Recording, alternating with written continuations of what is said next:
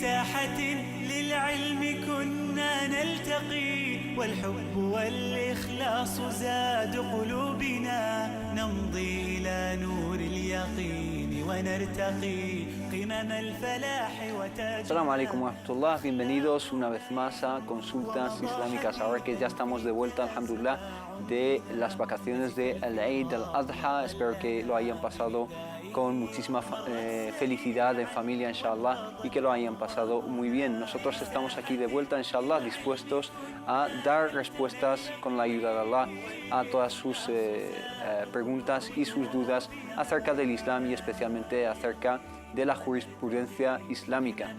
Todo ello estoy bien acompañado y arropado por mis dos queridos hermanos, Mohammed Said Aliles. Assalamu alaikum wa rahmatullah. Alaikum salam. ¿Qué tal estás? Alhamdulillah. ¿Qué tal estos días? Muy bien. Alhamdulillah.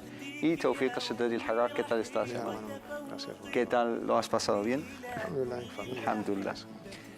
Pues con ellos dos y con este servidor estamos ya dispuestos, como he dicho, para recibir sus llamadas, inshallah, y sus preguntas a través de las siguientes vías. Tienen el número de teléfono, que es el siguiente, es el 911 73 02 51, y si llaman desde fuera de España, deberían poner el prefijo del país, que es el 0034, y también tienen el email del programa, que es consultas@cordobainternacional.com, consultas@cordobainternacional.com, y también la página de Facebook de Consultas Islámicas y también la página de Twitter del canal. Preferimos nosotros recibir sus consultas a través de la página de Facebook de Consultas Islámicas específicamente. Inshallah, vamos a empezar inshallah esta mesa. Antes de empezar con algunas preguntas, preguntándoos acerca de vuestras reflexiones después de estas fechas tan, digamos, tan intensas del Eid. Alhamdulillah, salatu wassalamu ala mulana rasulillah wa ala alihi wa sahbihi wa man wala. En el nombre de Allah, el clemente y el misericordioso, alabado sea Allah subhanahu wa ta'ala, paz y bendiciones sobre su último mensajero, profeta Muhammad, sobre su noble familia y sus nobles compañeros, y sobre todos los que están siguiendo sus pasos hasta el día del juicio final. Amén. Alhamdulillah, pues como la fiesta del sacrificio cae en el último mes del calendario islámico lunar, que es el mes de Dhul Hijjah, pues es como si fuera ya el fin de todo el año. Es interesante señalar que este fin de año pues culmina con un pilar tan importante de los 5 pilares del Islam, que es el Hajj, la peregrinación, y también como digamos, conclusión final del año, pues tenemos toda una gran fiesta, que es la fiesta del sacrificio. De ahí, pues la primera lección que debemos tomar, que siempre debemos estar en plena constancia de ibadah, de adorar a Allah subhanahu wa ta'ala. وَاعْبُدْ رَبَّكَ حَتَّى يَأْتِيَكَ الْيَقِينُ. Como reza muy bien la aliyah del Corán al-Karim, debemos adorar a Allah subhanahu wa ta'ala hasta que nos llega la hora de la muerte, que es una hora tan cierta, que es la plena certeza. Y esto es el mensaje que debemos pues tomar. Estamos en plena ibadah, adoración a Allah subhanahu wa ta'ala, las 24 horas del día, los 365 días del año, y estamos pues en plena ibadah y tener presente a Allah subhanahu wa ta'ala en nuestros pensamientos, en nuestros actos, toda la vida. Y de ahí pues vamos ya inshallah, pues estamos a las puertas de nuevo año. Debemos hacer una lectura de lo que hemos hecho bien, lo que hemos hecho mal, y también pues qué proyectos que tenemos para el año que viene, para nosotros como individuos, como familia, como sociedad, y también para el resto de la sociedad donde estamos viviendo. Hablando de que toda la vida del ser humano y del musulmán, por supuesto, es una adoración, me viene a la mente el pasaje coránico que dice: "Qul inna salati wa nusuki wa mahyaya wa mamati lillahi rabbil alamin". Es decir, mi vida y mi muerte, y también habla de la oración y el sacrificio, también en estas fechas que están muy presentes, hermano Hussein. Bismillah ar-Rahman ar-Rahim, alhamdulillah, wa sallallahu sallam wa baraka ala mulana rasulillah wa alihi wa sahbihi. Ciertamente sí, son tiempos de agradecimiento, de bendición y al mismo tiempo de reflexión, ¿no? Y de hacer balance. Me gustaría insistir en el último aspecto que ha mencionado el hermano Tawfiq, que estamos a finales de nuestro año lunar, un año en el cual hemos obrado, hemos actuado, hemos nos hemos comportado, hemos cumplido y hemos incumplido en ciertos aspectos. Por lo tanto, el musulmán debe de hacer una reflexión, hacer balance, ¿no?, de todo lo que ha hecho y también planificar el año nuevo, inshallah ta'ala. Estamos a vísperas también de uno de los acontecimientos más destacados de la vida del profeta Muhammad sallallahu alaihi wasallam y de toda la historia del Islam, a través del cual empezamos a conmemorar, ¿no?, y a utilizar, ¿no?, el calendario lunar, que es el suceso de la hijra, ¿no?, de la hijra del profeta Muhammad sallallahu alaihi wasallam, el éxodo de Meca a Medina, con todo lo que conlleva de sabiduría, de enseñanza, de reflexiones, de moralejas, de lecciones que debemos de tener muy en cuenta los musulmanes hoy en día, la planificación, la confianza en Allah subhanahu wa ta'ala, la encomendación en Allah subhanahu wa ta'ala, el sacrificio por Allah subhanahu wa ta'ala. Todos estos significados deben de estar presentes con nosotros en nuestros días, inshallah ta'ala, teniendo en cuenta la alegría, ¿no?, y el agradecimiento a Allah subhanahu wa ta'ala por todo lo que nos ha facilitado a lo largo de todo este año, agradecer lo bueno, ser pacientes con lo menos bueno, ¿no?, y refugiarse en Allah subhanahu wa ta'ala siempre. Barakallahu fikum. Les recuerdo a los queridos telespectadores el número de teléfono, que es el 911 730251, que lo tienen ahí en la pantalla. Una pregunta que viene a la mente en estas fechas y que no se le pasó a la hermana Bushra, que lo manda por email. Nos dice: Assalamu alaikum wa rahmatullah. Nos lo plantea en árabe, yo intentaré traducirlo, sobre quién es, digamos, obligatorio sacar zakat, porque mucha gente opta por sacar zakat el mal, zakat de sus bienes en estas fechas. ¿Quién debe sacar zakat el mal? ¿Cuánto es el precio a sacar, la cuantía a sacar? Y ¿cuándo debemos sacarla? ¿En qué fecha? El azaque obligatorio, zakat al-mal, o el azaque de los bienes, ¿no?, es un azaque, es uno de los pilares del Islam. Tiene sus condiciones y tiene sus requisitos, ¿no? Lo tiene que sacar aquel musulmán y musulmana responsable, mayor de edad, ¿no?, y teniendo en su posesión un mínimo imponible, que es al-nisab, y después de que haya pasado un año después de haberlo, digamos, poseído, ¿no?, y que no tenga, digamos, deudas, que no esté endeudado con otras personas, y que saque de ello los gastos necesarios para su vida cotidiana. Tenemos que ser musulmanes, responsables jurídicamente, hombres y mujeres, poseer un mínimo imponible, y ese mínimo imponible que haya durado o que haya estado en nuestra posesión durante todo un año intacto, durante todo un año lunar. A partir de ahí sacamos, estamos hablando del azaque de los bienes, del dinero, el zakat al-mal. También hay azaques de urud al-tijara, ¿no?, digamos, las acciones comerciales, también de los rebaños, del an'am, de al-thimar wal-zuru', también de los granos y de frutos, etc. Sí. Pero la mayoría de las personas, en este caso, lo que les interesa es el azaque del dinero, el azaque de los bienes materiales, que es el dinero, y se debe sacar un 2,5%, ruba' al-ushur, la cuarta parte de un décimo de esa totalidad de ese dinero. La cuantía que tenemos que tener, ese mínimo imponible, son 85 gramos de oro. 85 gramos. Ese es el nisab, el mínimo. El mínimo que debemos de poseer el primer día, y que pase un año,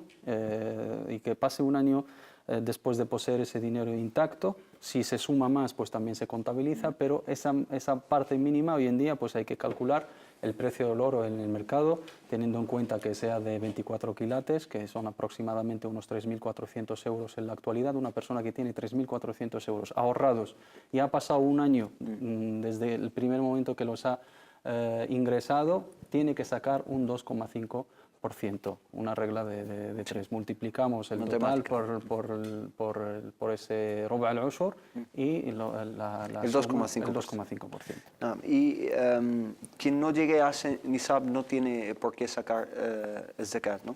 No, es una de las condiciones, como bien ha mencionado el hermano Mohamed Said, después de ser musulmán y la responsabilidad legal, llegando a la edad de la pubertad, de tener pues su sano juicio, está la capacidad económica. Sí. Y la capacidad económica es por sobrante, ya tiene, digamos, su dinero para sus, digamos, quehaceres de cada día, pero tiene algo que le sobra, que lo tiene como bienes o dinero ahorrado. Se llega a un mínimo imponible, que es el equivalente en el mercado del oro puro, lo que vale 85 gramos, y la segunda condición, pasar un año lunar. Pues ahí debe sacar el 2,5%. Sí, dices ahí, debe sacarlo, nos pregunta la hermana Bushar cuándo en realidad, durante el año lunar, cuál es el mejor momento para hacerlo. Ahí es cada persona, cada Su contexto elección. geográfico, pues la cultura popular a veces se relaciona con Ashura, que es el inicio del año lunar, otros le relacionan con Ramadán. Lo importante, islámicamente hablando, debe pasar un año lunar. El inicio puede escoger cada uno según su contexto geográfico, según... No hay una fecha mejor, esto se calcula y es muy importante porque zakat es, como ha mencionado, ¿no? Es un pilar y además si contemplamos y meditamos el Corán, sea siempre cuando Allah subhanahu wa ta'ala menciona zakat, le relaciona con el salat. Aqimus salah wa atu zakat. Establecer el salat, entregar el zakat. Más de 30 y pico veces. Y separarlas. Exactamente. En estas fechas, ya concluyendo los rituales del Hajj, etcétera, ¿cuáles son los rituales, los últimos rituales que llevan a cabo los hujjaj, los peregrinos, y cómo se vive ese ambiente al final?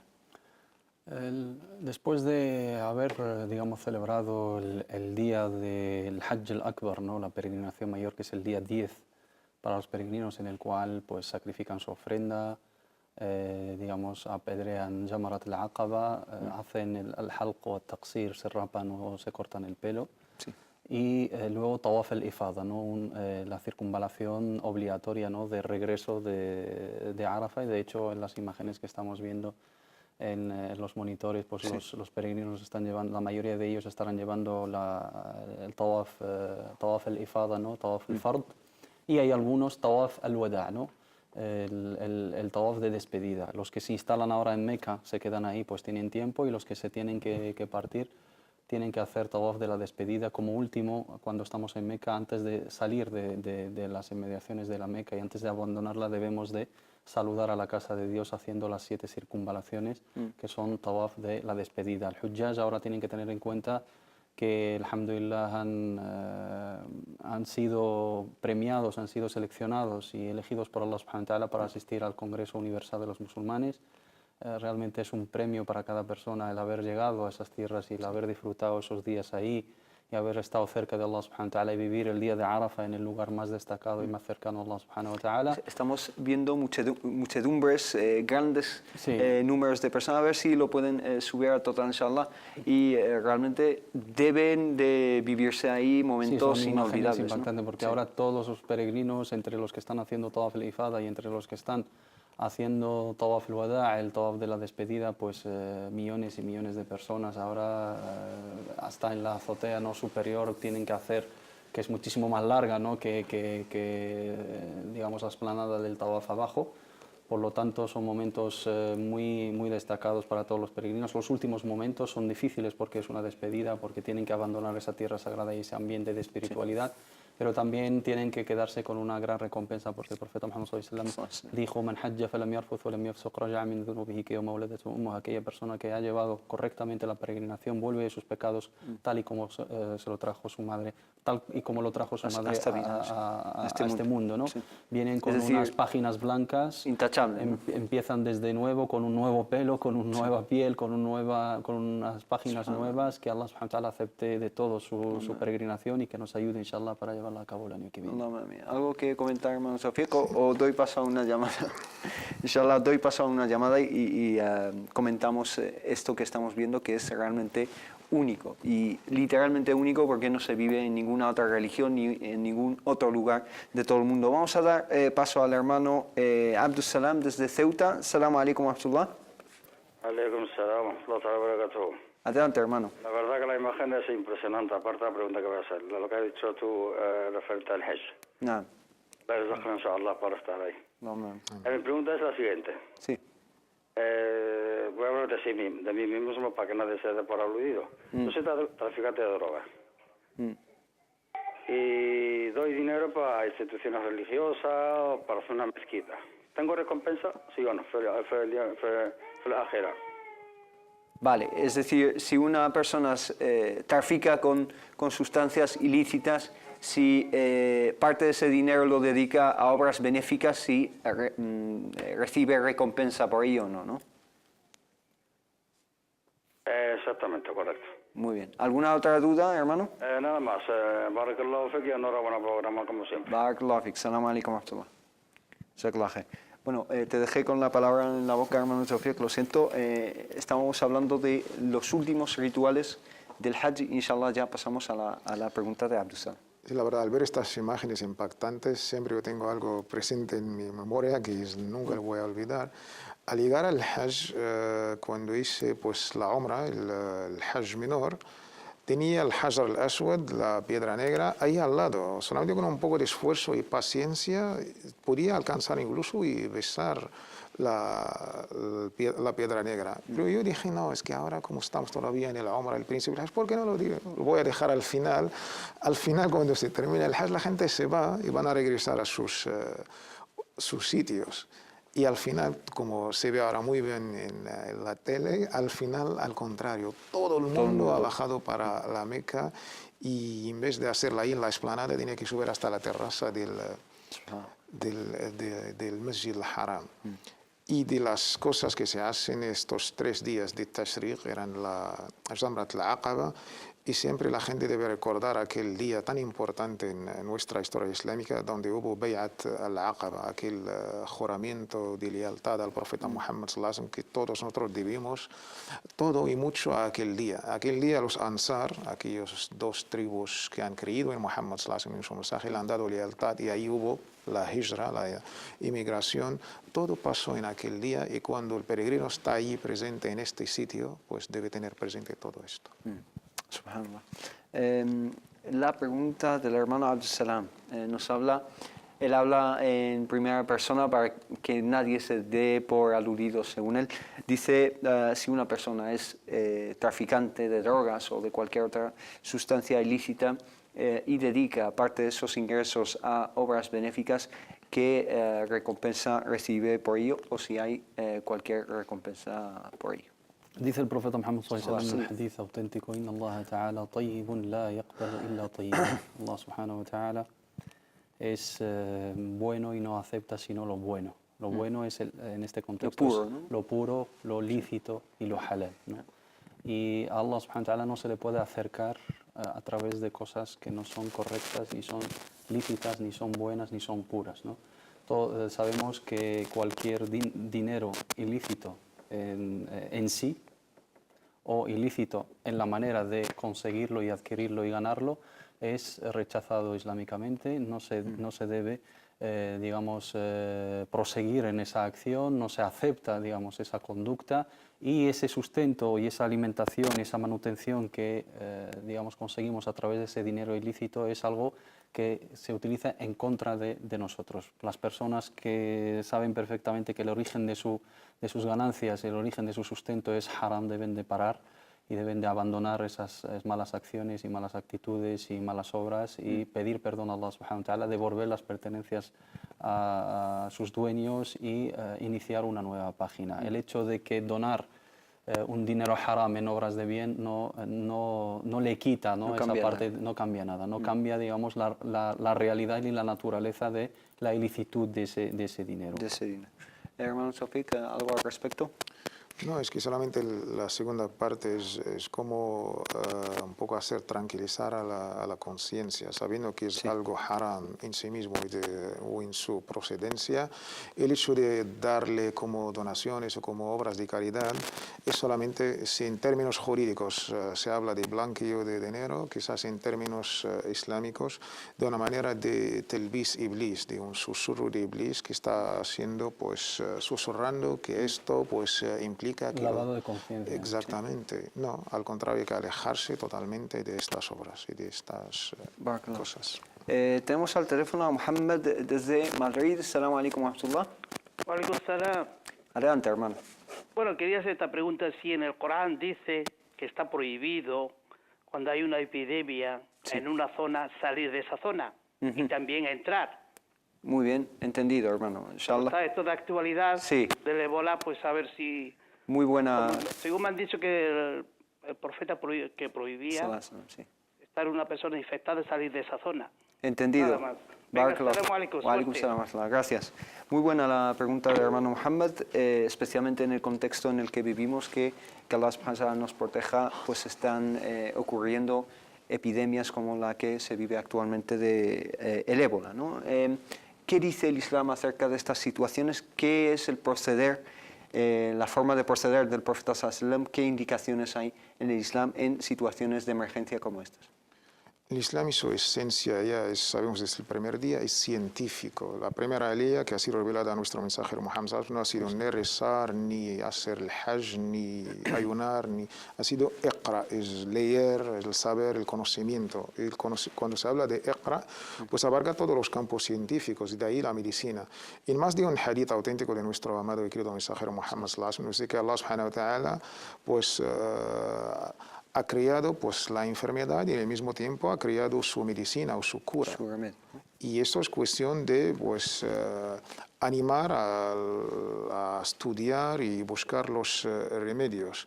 Por otro lado, nos consta que el Islam en este caso ha sido quien el primero que ha dado las premisas a lo que hoy se llama como las cuarentenas. Nos consta en un hadith, incluso con tantos detalles, cuando el noble compañero, el segundo califa, Omar ibn al-Khattab, al ir en camino de conquistar a Jerusalén, ya estaba Abu Ubaida ibn al-Jarrah, ahí en la zona, Sham, Palestina, por ahí, y invitó a Omar ibn al-Khattab para venir a entregarle, porque el patriarca ortodoxo de la Palestina pues, tenía en sus profecías, tenía que entregar la llave a una persona con las, digamos... un oficial. Exactamente. Sí. Después llegaron las noticias a Omar ibn al-Khattab que hay una epidemia de cólera o algo así. Y no sé qué era. Sí, una enfermedad contagiosa. Contagiosa. Y de ahí dijo que sí. los que están ahí no deben salir y los que están fuera no deben entrar. Sí, la lepra, para ser, digamos, ta'un, ¿no? La ta'un es en realidad la peste negra o la peste en general. Era una epidemia y Omar ibn al-Khattab, aplicando las directrices del profeta Muhammad sallallahu alaihi wasallam, les dijo que pues, los que están ahí no deben salir, lo que se hace hoy, digamos, en términos médicos, y la protección en más de un hadith, incluso las aliyas hablan claramente, la tulqu bi aydikum, bi anfusikum, en todo lo que es perjudicial, dañino, y de ahí pues tomar las precauciones. Es no solamente, incluso es un acto que podemos llamarlo como un acto de adorar a Allah subhanahu wa ta'ala. Y evitar, desde el primer día el musulmán, la limpieza forma parte del wudu, la ablución, hasta el ghusl. Y si sigue esto, yo creo que podemos estar sanos a nivel espiritual, incluso a nivel material. Es decir, las indicaciones del profeta sallallahu alaihi wasallam es que cuando una ciudad, una localidad, una zona, una región se vea, digamos, afectada por una epidemia de alguna enfermedad contagiosa, que no entre nadie a esa región, a esa ciudad, ni salga nadie para evitar trasladar y llevar esas infecciones digamos, a un nivel ya global, ¿no? Como estamos viendo hoy en día que el ébola empezó en una zona muy determinada de África, pero ya ha llegado a Estados Unidos y desafortunadamente incluso se habla de que aquí en España ya hay varios casos. Solamente corregir un dato que ha mencionado el hermano por teléfono. Esto no viene mencionado en el Sagrado Corán, en ninguna área, sino es en la sunna del profeta Muhammad sallallahu alaihi wasallam, un hadith específico, hadith narrado por Abu Ubaida al-Jarrah. Y hubo ahí un debate entre los dos grandes sahaba, uno de ellos Abu Ubaida al-Jarrah y Umar ibn al-Khattab radiyallahu anhu arda. Y eso también refleja, digamos, que el Islam ha sido pionero, el profeta Muhammad sallallahu alaihi wasallam, en establecer lo que se denomina un aislamiento sanitario, el hajr al-sihhi, ¿no? Dejar aislada la parte ser afectada por una epidemia y una enfermedad contagiosa y proteger a la otra población. Preventivamente, Incluso una el profeta medicina Muhammad sallallahu alaihi wasallam preventiva. le prometió a aquellas personas que se van a sacrificar, no sabiendo que ellos están en una zona epidémica y que van a llevar su recompensa, inshallah ta'ala, por aguantar, ¿no?, esa prueba y por no contagiar a sus hermanos y a más gente. Sí, Barakallahu Fik, que nos ha vuelto a llamar el hermano Abdus Salam desde Ceuta, que al parecer tiene otra duda. Salam alaikum wa rahmatullah. Salam alaikum. Salam alaikum, Salam. perdón. Adelante, sí. Una pregunta relacionada con la anterior. Sí, Como siempre voy a hablar como en primera persona, pero en este caso como en segunda persona. Sobre, por ejemplo, mi hermano es traficante de droga, para ser claro. Y me invita a comer a su casa, sí. ¿verdad? Ajá. Entonces, esa comida que yo ingiero, ¿para mí es lícita o es haram? Entendido. Muy bien, sí, sí, entendido perfectamente. ¿Alguna otra duda, hermano? No, supongo que ya volverá a llamar porque... Inshallah. Barakallahu Fik, bienvenido seas. Salam alaikum wa rahmatullah. Bueno, la pregunta es muy clara, es decir, un hermano, en este caso, pues trafica con drogas, lamentablemente, y invita a su hermano a comer. ¿Qué hacer en esta situación? Y si uno come en una comida familiar como esta, si uno se lleva, digamos, está cometiendo una falta ahí. Lo hemos tratado en diferentes ocasiones, sea, digamos, el origen del dinero, sea por tráfico o otra cosa, un dinero ilícito, y te invitan o te regalan algo que sabes que su origen es ilícito, ¿no? Ahí hay varias posturas, ¿no? Primero hay que tener en cuenta una máxima, una regla básica en el fiqh que dice que al-haramu la yata'allaqu illa bi dhimmatin wahida.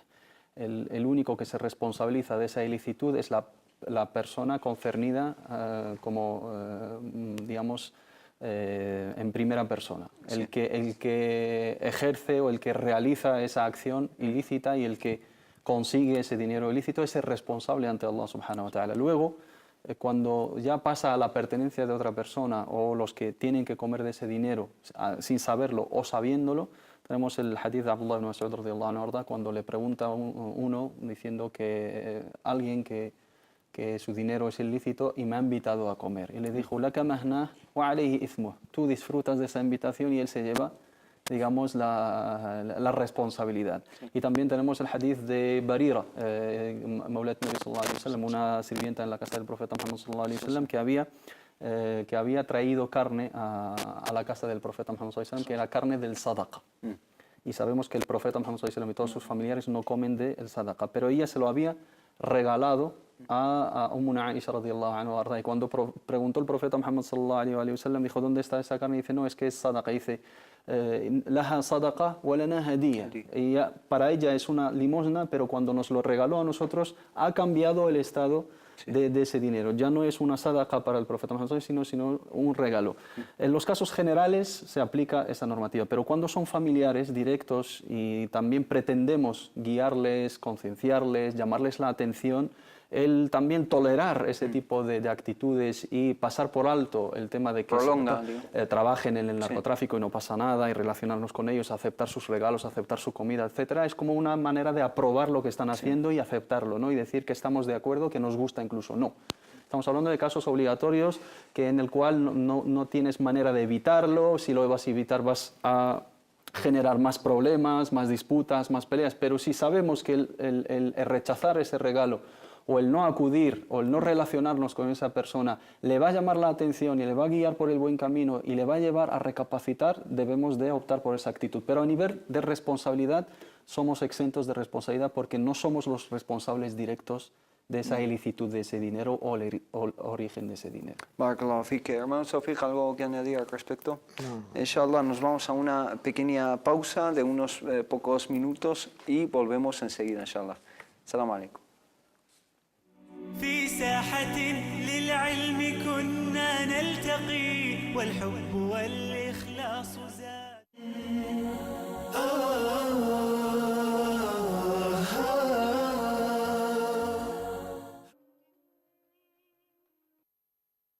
Los fanáticos y los ateos argumentaron que el objetivo de Muhammad era conseguir la fama personal y la gloria de las riquezas y el poder. Sin embargo, no fue así en absoluto. El corazón de este hombre, nacido en el desierto, con unos ojos radiantes y un espíritu sublime, estaba lleno de misericordia, bien, ternura, benevolencia y sabiduría. Sus ideas estaban muy alejadas de la codicia mundanal. Sus intenciones no tenían nada que ver con la adquisición de riquezas y poder. No podría ser de otro modo, pues se trata de un hombre de alma pura, un hombre que solo sabía ser sincero y formal. Estimo a Muhammad por su alejamiento de cualquier tipo de ostentación y fingimiento. Ciertamente, es una luz que ha iluminado el mundo. Este es el favor que Dios concede a quien quiere. Thomas Carlyle, famoso escritor inglés.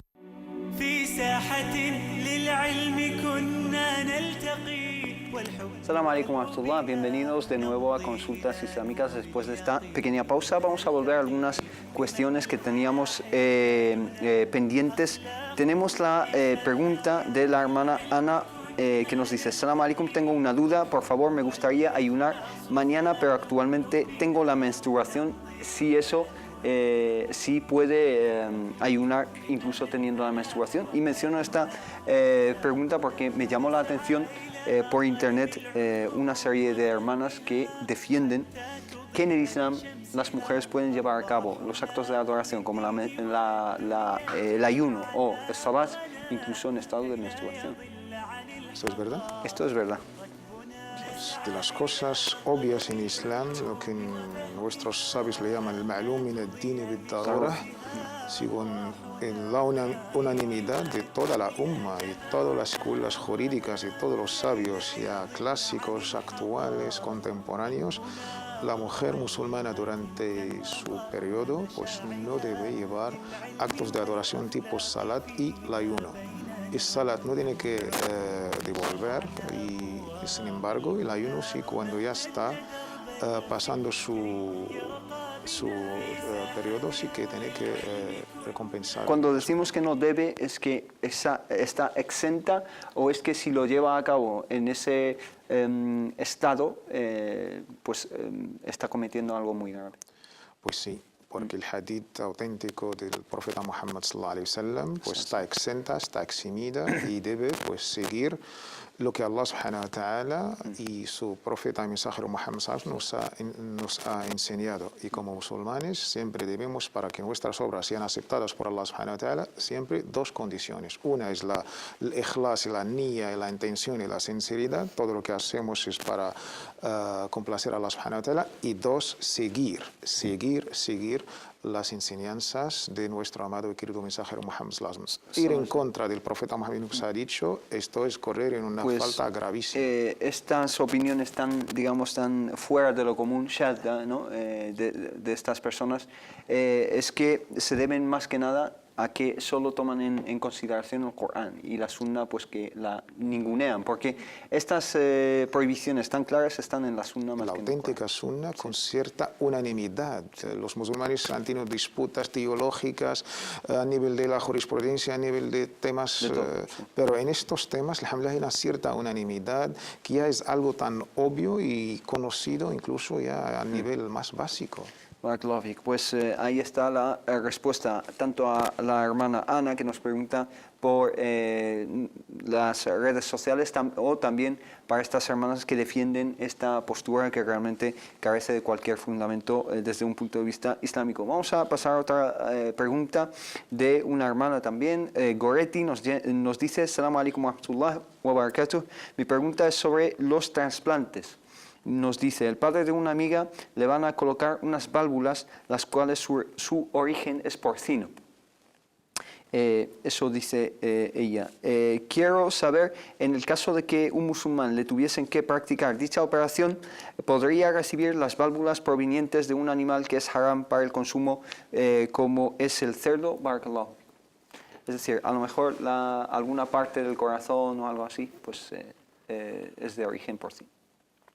Bueno, esa información la deberíamos de constatar primero, ¿no? Para saber si verdaderamente es así o si hay, digamos, un trato a ese origen porcino, pero en su caso, si no hay ninguna otra alternativa y estamos ante, digamos, preservar una vida humana o perderla, en este caso, فَمَنِ اضْطُرَّ فِي مَخْمَصَةٍ غَيْرَ مُتَجَانِفٍ لِإِثْمٍ فَلَا إِثْمَ عَلَيْهِ فَإِنَّ اللَّهَ غَفُورٌ رَحِيمٌ. Cuando son, digamos, causas mayores y extrema necesidad y vida o muerte y no hay otra alternativa y solamente se le puede administrar o suministrar o trasplantar esas válvulas de ese origen, supuestamente, porcino, pues islámicamente sería correctísimo porque es una extrema necesidad y una darura quswa, que es preservar la vida humana, que está por encima de cualquier otro precepto religioso en los casos, digamos, de una crisis, etcétera. Cuando no tenemos otra alternativa y una persona se está muriendo y tiene que administrar sustancias ilícitas o comer algo ilícito para subsistir, pues es que es totalmente ilícito. Barakallahu fikum. Es decir, es una cuestión de vida o muerte y por lo tanto prevalece el derecho de esta persona a seguir adelante, inshallah, a través de este procedimiento quirúrgico. Inshallah, de todas formas lo vamos a investigar más a fondo y lo planteamos en otra ocasión, inshallah. Tenemos al teléfono a la hermana Khadija desde Ceuta. Salamu alaikum wa rahmatullah. Salamu alaikum. Alaikum salam wa rahmatullah. Felicidades por el programa. Gracias. Interesante. Gracias, barakallahu fik. Y quería preguntarle, mira, hemos matado el borrego el día del Eid. Sí. Y me ha salido enfermo. Ajá. Al abrirlo estaba lleno de pus por dentro. Y lo hemos tirado. Sí. Y se lo hemos comentado al que nos ha vendido el cordero. Sí. Y nos ha dicho de que si le queda cordero nos iba a regalar uno. Sí. Ahora resulta que no le quedaron ninguno y me ha dicho que para el año que viene me regala uno. No. Yo quiero saber si el que hemos matado es halal y Muy si el que nos regala nos sirve para el año que viene o qué hacemos. Entendido, inshallah. ¿Ha quedado clara la pregunta? Inshallah, entendido y le contestamos enseguida. Barakallahu fik. Muchísimas gracias. A ustedes, salamu alaikum wa rahmatullah. Bueno, en este caso pues han sacrificado un animal que ha salido enfermo y no, me río porque ya tiene cordero gratis para el año que viene, simplemente por eso. Entonces, si uno sacrifica y el animal está mal... El sacrificio es un precepto religioso, por lo tanto depende de la intención. Allah Ta'ala en el Sagrado Corán nos dice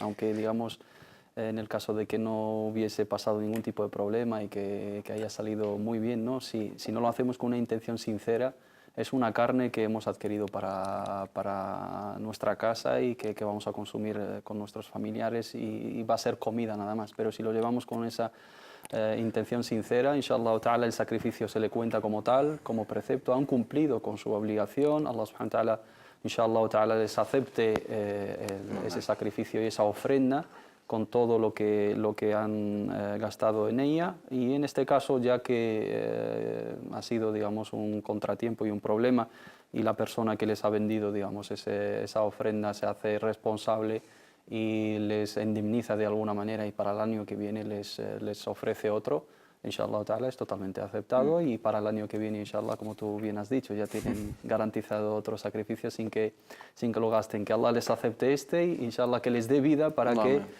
sacrifiquen el del año que viene y así se lleven su recompensa y disfruten también de su recompensa. Bueno, un tema que nos llega a través de las redes sociales es un poco polémico en algunas ciudades, lo hemos tratado anteriormente, es el tema de militar en digamos, ejércitos no musulmanes, ¿no? Como es el caso, bueno, mayoritariamente no musulmanes, como es el caso del ejército español. Nos dice Rayah desde Ceuta, nos dice, Salamu alaikum, aquí en Ceuta dicen muchos que trabajar de soldado profesional es ilícito. ¿Qué podemos explicarle acerca de esto? Lo hemos tratado ya varias veces, me acuerdo, no obstante, cabría reiterar el tema un poco. Sí, son dos campos que los romanos pues, no han sabido distinguir entre los dos. Está el término, digamos, de la jurisprudencia religioso, está el otro tema que es político, ciudadanía, derechos, deberes. Estos campos hay que tenerlo muy bien a la hora de opinar o incluso dar un veredicto, una opinión. Somos ciudadanos españoles con plenos derechos y obligaciones, y de la ciudadanía uno de los derechos que debemos cumplir es defender nuestro país. Y esto es obvio y todo el mundo podemos estar de acuerdo. De ahí a complicarnos en debates estériles y tener pues, prejuicios, yo creo que hay un acuerdo del 92 entre lo que es la Comisión Islámica de España, una institución que se supone que representa a todos los ciudadanos musulmanes en este país, y ahí hay un artículo de una manera explícita, detallada, pues estipula los artículos, los derechos dentro de lo que es la Legión, el Ejército Español. No es obligatorio que todos debemos afiliarnos al ejército, pero islámicamente en el contexto español como ciudadanos musulmanes españoles está permitido, pues cada uno que escoja lo que quiere, dentro de una obligación de ciudadanía.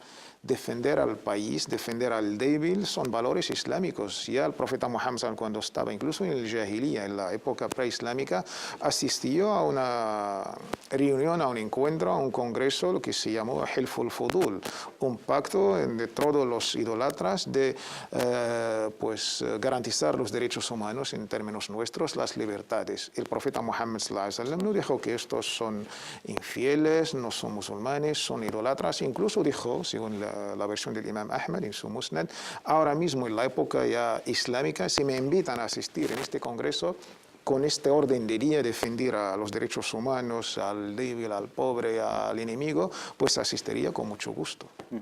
Bueno, Said, algo que añadir en este tema. Tienen el número de teléfono aquí mismo, es el número 911 73 02 51. Por si tienen alguna duda, nosotros vamos a pasar a algunas preguntas a través de las redes sociales, inshallah. Por ejemplo, la hermana Marta Mohammed nos dice, resumidamente, porque su pregunta es bastante larga, que se casó hace poco tiempo en un matrimonio lícito y después de celebrarse el matrimonio, etcétera, pues se dio cuenta de que su marido pues, sufría de problemas eréctiles, ¿no? Y entonces ella se ve un poco en una situación que no quiere hablar del tema con su marido para no hacerle, digamos, daño, pero también ve que su matrimonio se está viendo muy afectado por ello y dice si en esta situación tiene como salida el divorcio, si es lícito para una mujer plantearse el divorcio en este tipo de situaciones. El matrimonio en el Islam tiene que estar basado sobre el consentimiento y la aceptación entre ambos cónyuges y una transparencia, ¿no? entre los dos. Antes de contraer matrimonio, si uno de los dos cónyuges tiene algún problema de salud, algún defecto, alguna cosa que pueda influir en la vida matrimonial, se lo debe comunicar a la persona. En este tipo de problemas, con, ¿no? Antelación. Con antelación. Y si lo acepta la persona, pues ahí a cada uno, porque la aceptación es un rukn, es un pilar del ijab o al qabul, es un rukn del matrimonio en el Islam. Y luego las condiciones que pone cada uno en ese acta matrimonial. Los problemas de impotencia física, pues sí es un problema que pueda sufrir uno de los dos cónyuges, que pueda obstaculizar y afectar negativamente la relación de pareja. Hay alternativas, ¿no? Se puede recurrir a medicación, se puede recurrir a la consulta de facultativos, especialistas en este sentido, para solventar este problema, pero en el caso de que no haya solución y el hecho de que se lo haya ocultado, etcétera, está en su derecho. Una parte del matrimonio, digamos, es realizarse como ser humano en el aspecto de instinto, en el aspecto físico, en el aspecto emocional, sentimental y religioso. y social, ¿no? Y es una parte importante. Entonces eso es un perjuicio para la mujer, como puede ser en otro caso para el hombre, y ahí se debe hablar, buscar las alternativas, las soluciones. Si no hay, está en su pleno derecho de poner fin a esa relación y pedir oficialmente el divorcio. Es un derecho que le otorga, ¿no?, la legislación y la jurisprudencia islámica a la mujer en ese tipo de casos en los cuales ella sufre directamente un perjuicio que, digamos, le causará problemas psicológicos, digamos, estará... Nos dice que está frustrada. Es una frustración, es una depresión, y también tendrá la ilusión de tener hijos, que es algo obvio.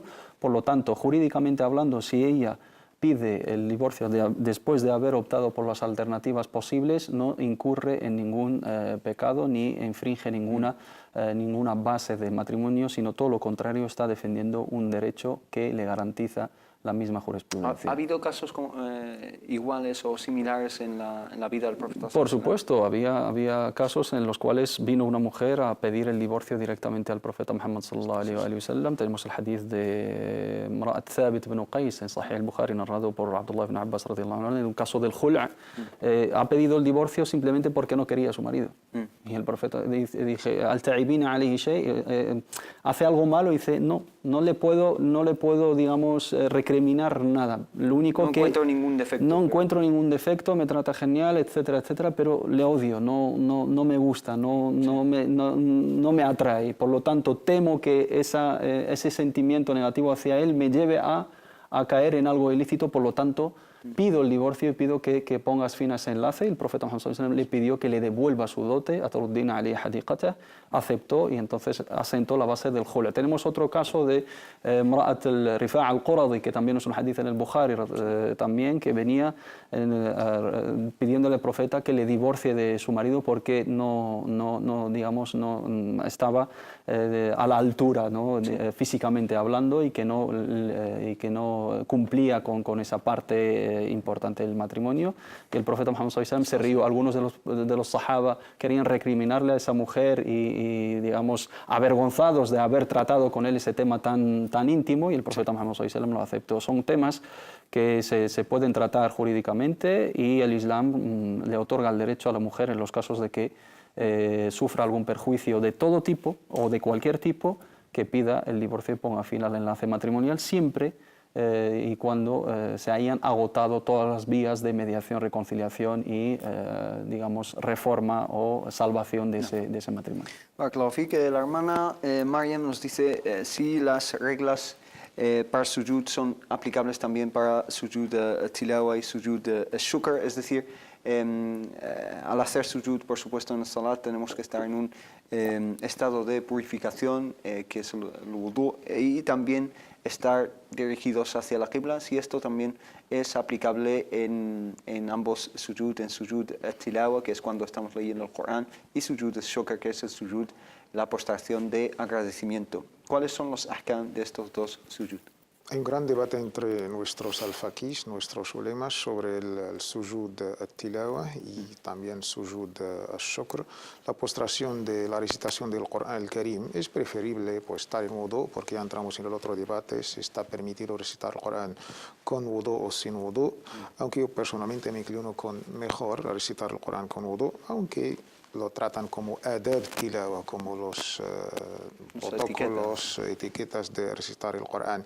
De ahí, si tratamos el Corán con estas etiquetas, pues sujud at-tilawa ya está dentro. Estamos recitando el Corán y pasamos por un pasaje donde tenemos que hacer la postración de sujud, pues en este caso esta opinión pues tiene su validez. Sin embargo, tenemos otra opinión, que no hace falta el wudu, la ablución para sujud at-tilawa.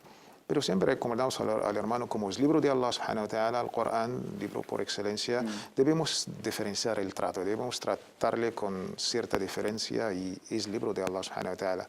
Al sujud tilawa, la verdad, no consta, mi opinión personal, una prueba que hace falta el wudu para Y el sujud qibla. tilawa. Preferible, mejor, si está uno con su ablución. Pero como el momento que toca, no todos ya teníamos el wudu hecho. En un momento te llega una buena noticia. Hablas de sujud de shukr. Perdón, de sujud al-shukr, la postración del agradecimiento, de dar las gracias a Allah subhanahu wa ta'ala.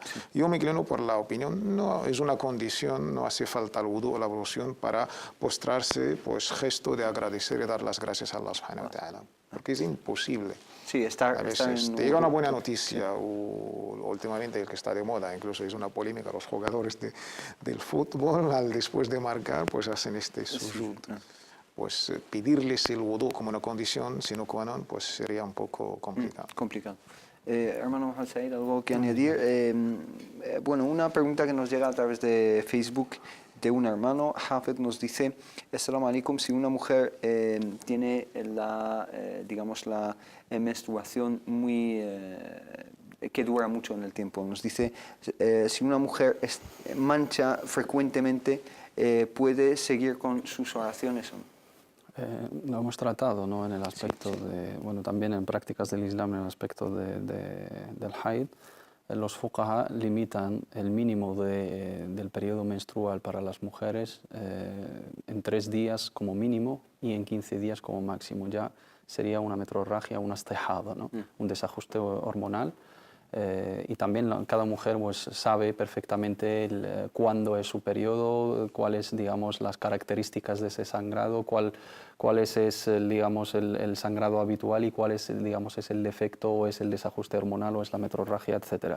Pero como límite jurídico han puesto 3 días de mínimo y 15 días de máximo. A partir de los 15 días la mujer, en el caso del istihada, se denomina mustahada, tiene unos preceptos que lo suyo es que, digamos, haga la ablución mayor, ghasl al-janaba, ¿no?, para, digamos, quitar el atributo de la impureza mayor por el haid, y luego tiene que hacer la ablución en cada rezo. También se le permite juntar los 2 rezos a través de, digamos, al-jam' al-suri, juntarlos, no realmente, sino retrasar un rezo hasta el último momento y luego rezar el otro en el inicio del tiempo. Dejar el dor hasta cerca de la entrada del tiempo del asr, hacer el wudu, porque tienen que renovar el wudu y es mashaqqa, no es una dificultad y es una carga para ellas tener que hacer el wudu las 5 veces. Por lo tanto se le permite juntar los rezos jam' suri y renovar la ablución para cada rezo. Puede llevar a cabo todos los preceptos que precisan de una ablución,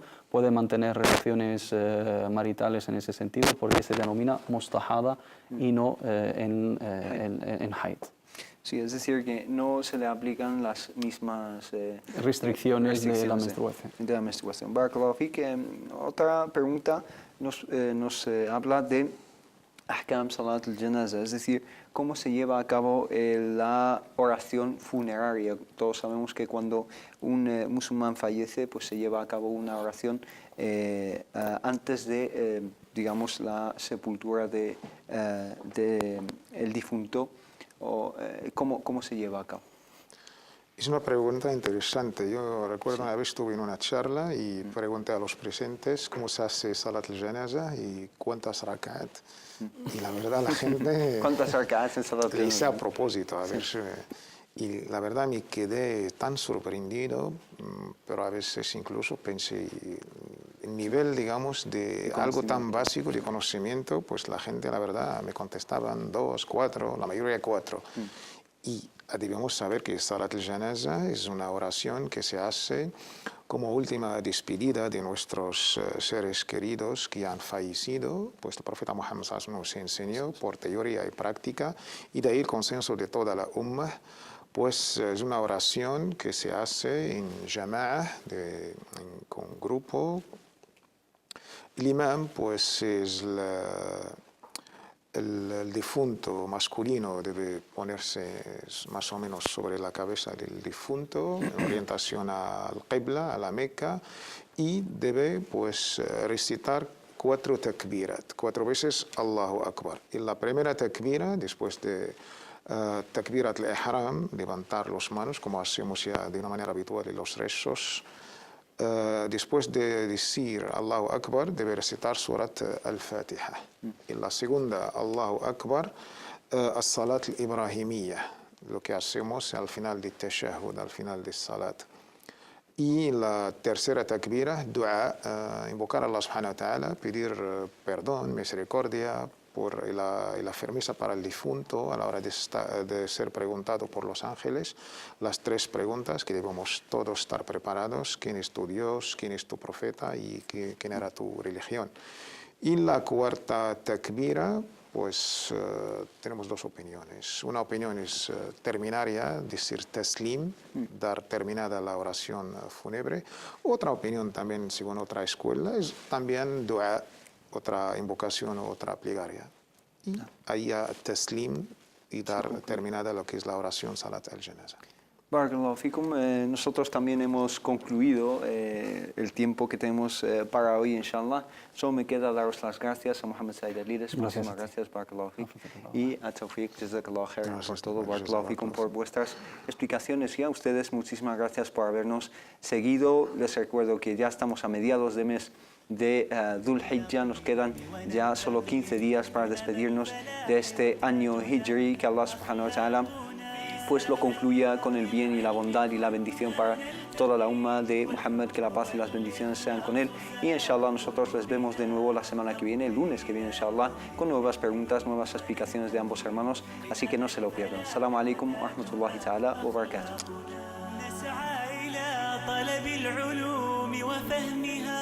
حتى تضيء بشمسها أرواحنا للدين والدنيا جمعنا أمرنا كي لا يضل عن الحضارة.